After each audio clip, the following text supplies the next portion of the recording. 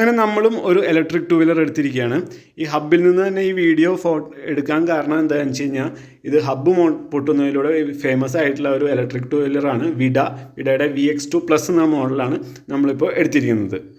ഇപ്പോൾ എടുത്തിരിക്കുന്ന VX2+ എന്ന മോഡലിൻ്റെ ഹബ്ബ് പൊട്ടി ഒരു ആക്സിഡൻ്റ് ആയിട്ടുള്ള വീഡിയോസോ അതുപോലെയുള്ള റിപ്പോർട്ടുകളോ ഒന്നും ഇതുവരെ വന്നിട്ടില്ലെങ്കിലും ഇതിനു മുമ്പ് ഹീറോ ഇറക്കിയ വാഹനത്തിൻ്റെ അതായത് V1 എന്ന മോഡലിൻ്റെ ഹബ്ബ് പൊട്ടിയിട്ടുള്ള വീഡിയോസും അതുപോലെ തന്നെ പ്രശ്നങ്ങളൊക്കെ നമ്മൾ കണ്ടിട്ടുണ്ട്.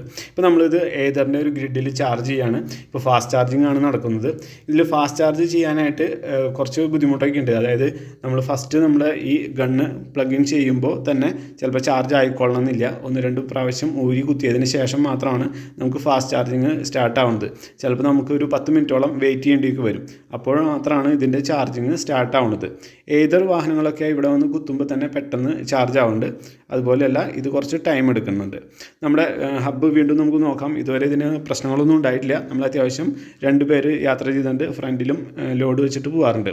ഇപ്പുറത്തെ സൈഡിലാണ് ഈ വാഹനത്തിൻ്റെ മോട്ടർ വരുന്നത്. ഹബ്ബിലല്ല മോട്ടർ വരുന്നത്, കുറച്ച് ഇപ്പുറത്താണ് വരുന്നത്. അതിൽ നിന്നാണ് ഡ്രൈവ് അങ്ങോട്ട് പോകുന്നത്. പിന്നെ സിംഗിൾ ഷോക്ക് അബ്സോർബർ ആണ് ബാക്കിൽ വരുന്നത്. അപ്പുറത്തെ സൈഡ് ഫ്രീ ആണ്. നമുക്ക് വീൽ ഊരി മാറ്റാനും അതുപോലെ ടയർ ചേഞ്ച് ചെയ്യാനൊക്കെ വളരെ എളുപ്പമാണ്. ഒരൊറ്റ സിംഗിൾ ഇത് മാത്രമേ ഉള്ളൂ, നെറ്റ് മാത്രമാണ് അവിടെയുള്ളൂ. പിന്നെ വാഹനം വാങ്ങിയപ്പോൾ നമുക്ക് ഇതിൻ്റെ ഫ്രണ്ടിലെ ഫ്ലോർ മാറ്റൊന്നും കിട്ടിയിട്ടുണ്ടായിരുന്നില്ല. ഇതൊക്കെയാണ് ഈ വാഹനത്തിൻ്റെ മൊത്തത്തിലുള്ള ഒരു ലുക്ക്. നമുക്ക് ഈ വാഹനം എടുത്തപ്പോൾ വന്ന റേറ്റ് എന്ന് പറയുന്നത് 1,15,000 രൂപയാണ് ഓൺ റോഡ് വന്നത്. പിന്നെ ഈ വാഹനത്തിൻ്റെ സെൻറ്റർ സ്റ്റാൻഡ് നമുക്ക് ഉണ്ടായിരുന്നില്ല. ഇപ്പോഴും അത് അവൈലബിൾ അല്ല എന്നാണ് ഷോറൂമിൽ നിന്ന് പറയുന്നത്. സെൻറ്റർ സ്റ്റാൻഡ് വയ്ക്കാനുള്ള ഭാഗങ്ങളൊക്കെ ഇവിടെ ഉണ്ട്, പക്ഷേ നമുക്കിപ്പോൾ സ്റ്റോക്ക് അവൈലബിൾ അല്ല. ഇതാണ് ഈ വാഹനത്തിൻ്റെ ബൂട്ട് സ്പേസ് വരുന്നത്. ഇവിടെ ഒരു ഫുൾ ഫേസ് ഹെൽമെറ്റ് ഡീസൻ്റായിട്ട് ഇരിക്കാനുള്ള സ്പേസ് ഉണ്ട്. പിന്നെ ഇതിൽ ചാർജറും വയ്ക്കാനുള്ള സ്പേസ് ഇതിൻ്റെ രണ്ടാമത്തെ ഈ ഭാഗത്തും ഉണ്ട്. ഇതിൻ്റെ അടിയിലാണ് ഇതിൻ്റെ 1.7 കിലോവാട്ടിൻ്റെ 2 ബാറ്ററി വരുന്നത്. അതിൻ്റെ തൊട്ട് മുൻപിലാണ് നമുക്ക് വീടുകളിൽ നിന്ന് ചാർജ് ചെയ്യാനുള്ള ആ ചാർജിങ് പോർട്ട് വരുന്നത്. അതിൻ്റെ ഫ്രണ്ടിലൂടെയാണ് ആ കേബിൾ ഇടേണ്ടത്. ഇങ്ങോട്ട് തിരിച്ച് വെച്ച് കുത്തി കഴിഞ്ഞാൽ പ്ലഗ് അവിടെ സ്യൂട്ടാവില്ല. അതിൻ്റെ ഫ്രണ്ടിലൂടെ കേബിൾ ഇട്ടിട്ടാണ് ഇവിടെ കുത്തേണ്ടത്.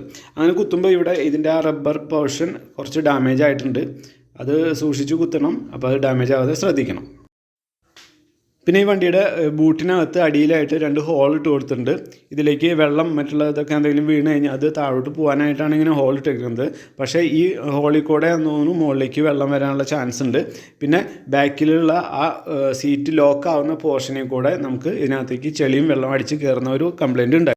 പരസ്യത്തിലൊക്കെ കണ്ട പോലെ ഫ്രണ്ടിലൊരു പോക്കറ്റ് ഉണ്ടായിരുന്നു. ആ സാധനം നമുക്ക് ഷോറൂമിൽ നിന്നൊന്നും കിട്ടിയില്ല. പിന്നെ ഫ്ലോർ മാറ്റ് ഉണ്ടായിരുന്നില്ല. പിന്നെ ലേഡീസ് ഫുഡ് റെസ്റ്റ് ഉണ്ടായിരുന്നില്ല. ഇതൊന്നും ഇപ്പോൾ ഷോപ്പിലല്ല ഷോറൂമിൽ അവൈലബിൾ ആയിരുന്നില്ല. ബാക്കിലും അതുപോലെ ഒരു ബാക്ക് സപ്പോർട്ട് ഉണ്ടായിരുന്നു. അതും അവിടെ അവൈലബിൾ അല്ല. ആണ് എനിക്ക് ഈ വാഹനത്തെക്കുറിച്ച് ഇപ്പോൾ പറയാനുള്ളത്. ഇനി കൂടുതൽ എന്തെങ്കിലും ഉണ്ടെങ്കിൽ നിങ്ങൾക്ക് കമൻ്റായിട്ട് ചോദിക്കാം. നമുക്ക് പുതിയൊരു വീഡിയോ ചെയ്യുകയും ചെയ്യാം.